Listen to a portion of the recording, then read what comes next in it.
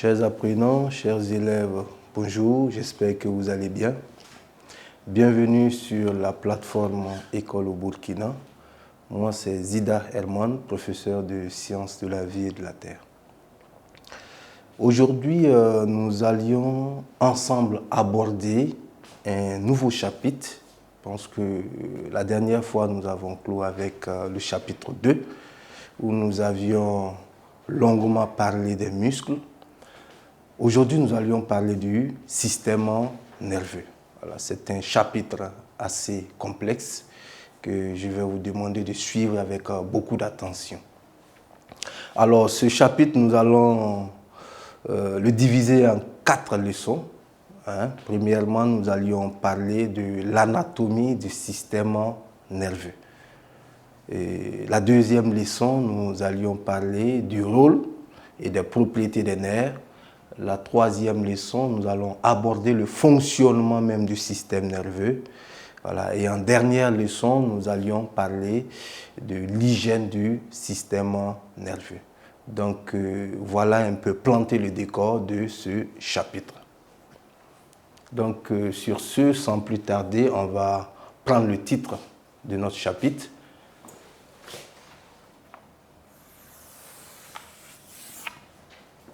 Donc c'est le chapitre 3.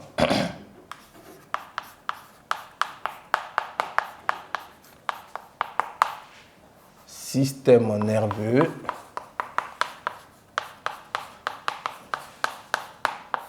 Hygiène. Voilà. Donc comme je l'annonçais, et notre première leçon sera intitulée « Anatomie du système nerveux ».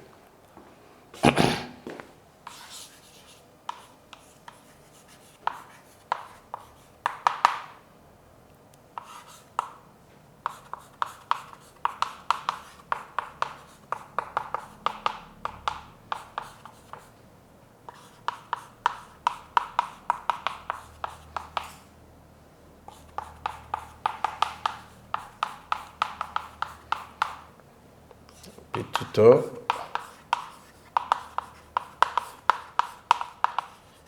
description. Bien, et il faut dire que dans ce chapitre, nous allions parler, on va d'abord dégager les différentes parties du système nerveux, parce qu'à l'issue de ce cours, vous devrez en principe être en mesure de dégager les différentes parties du système nerveux et voir comment le système nerveux fonctionne, et les différents types de mouvements, les mouvements volontaires, les mouvements involontaires, et à la fin, comment, n'est-ce pas, se comporter pour avoir un système nerveux efficace et pour pouvoir mener nos activités. Donc, dans la première leçon, anatomie du système nerveux, nous allons procéder à une description du système nerveux. Voilà. Si on vous posait la question, qu'est-ce que le système nerveux? Voilà, parce que dans le milieu, pour ceux qui n'ont vraiment pas abordé ce cours, ils diront que, penseront du moins que le système nerveux, c'est uniquement ce qui se trouve dans la tête, ce qui se trouve dans le crâne. Pourtant, vous verrez dans ce cours que quand on dit système nerveux, ce n'est pas seulement ce qu'on a dans la tête. Le système nerveux, c'est un ensemble d'organes. Un ensemble d'organes qui est éparpillé dans tout l'organisme. Les organes que l'on peut citer d'ores et déjà, nous avons l'encéphale, nous avons la moelle épinière, nous avons les nerfs, nous avons également les organes de sens qui constituent justement ce système-là. Voilà. Donc de façon détaillée, quand on dit système nerveux,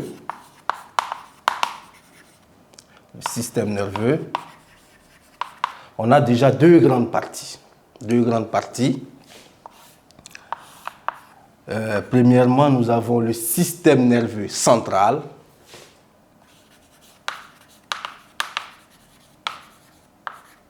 Système nerveux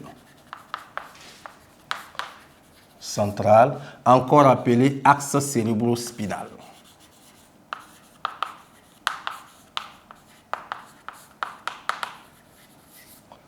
Voilà, et la deuxième partie, c'est le système nerveux périphérique. Système nerveux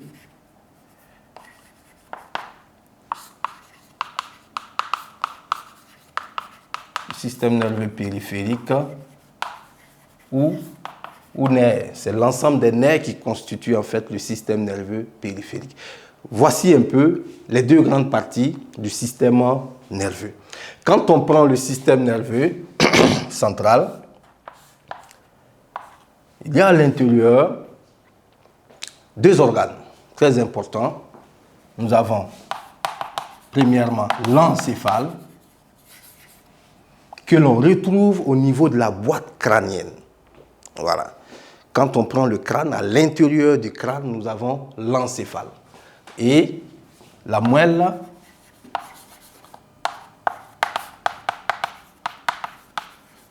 épinière qui se trouve le long de la colonne vertébrale. Je pense que nous avions abordé un chapitre sur les os.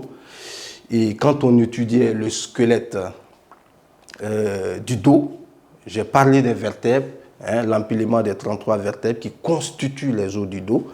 Voilà. À l'intérieur de ces vertèbres, il y a les trous vertébraux. Et ces trous-là constituent justement la charnière dans laquelle se trouve la moelle épinière. Donc la moelle épinière se trouve le long de la colonne vertébrale. La moelle épinière commence au niveau du cou et ça prend fin au niveau de la région lombaire. Bien, donc l'encéphale également peut se subdiviser en 4 parties. Nous avons premièrement le cerveau. Voilà, parce que quand on dit la tête, quand on parle d'intelligence, les gens parlent tout simplement du cerveau. Non, le cerveau se trouve à l'intérieur de l'encéphale. Nous avons le cerveau, nous avons l'encéphale moyen, nous avons le cervelet et enfin le bulbe rachidien, qui sont des éléments de l'encéphale. Donc voilà un peu résumé ce qu'on peut dire du système nerveux. Les nerfs, il y en a deux types. Il y en a deux types. Nous avons premièrement les nerfs crâniens.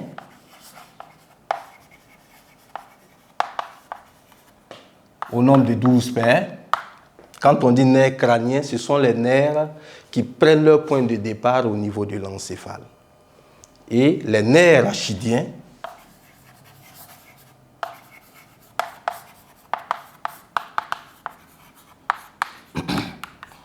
au nombre de 31, ce sont ces nerfs-là dont le point de départ se trouve au niveau de la moelle épinière.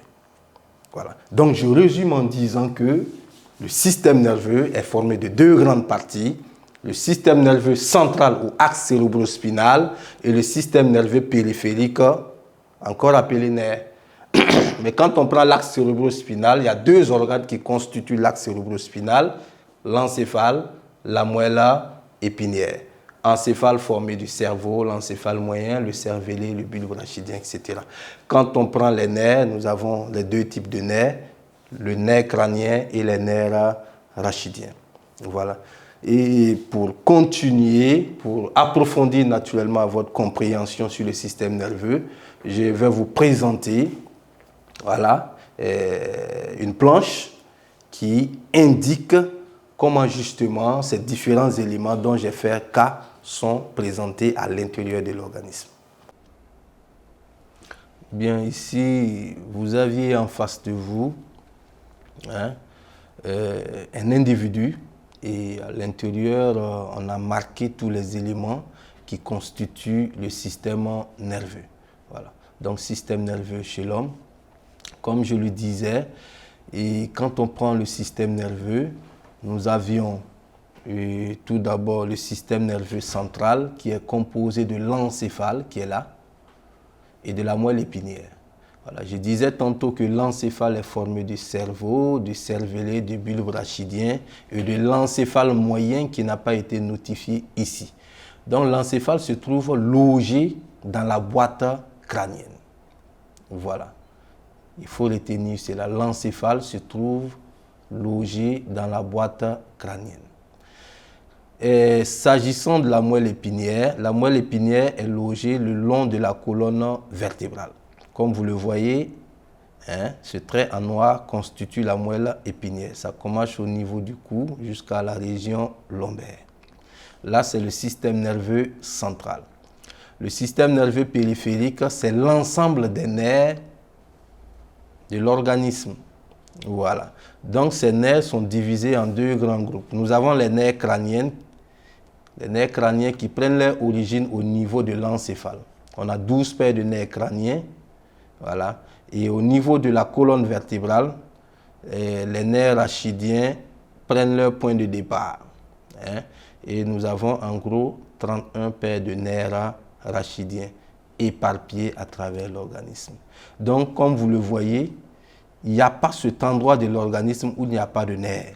Tout ce que vous voyez, c'est des ramifications de nerfs pour dire que le système nerveux, hein, nous permet d'être permanemment en contact avec notre environnement. Que quelqu'un te touche le doigt, l'organisme, en principe, doit être informé. Tu marches sur une pointe, l'organisme doit en être informé parce qu'il y a des nerfs à ce niveau-là. Il y a des nerfs partout, hein, qui communiquent les informations au système nerveux central qui est l'encéphale et la moelle épinière. Bien, là nous avions le schéma de l'encéphale de mouton. Voilà. Bon, c'est l'encéphale d'invertébré. Donc on peut dire qu'on a la même configuration, hein, pratiquement que chez l'homme. Nous avons là en face de nous l'encéphale de mouton, vue de dos et vue de face. Voilà. Donc ici, vous voyez que les différents éléments ressortent.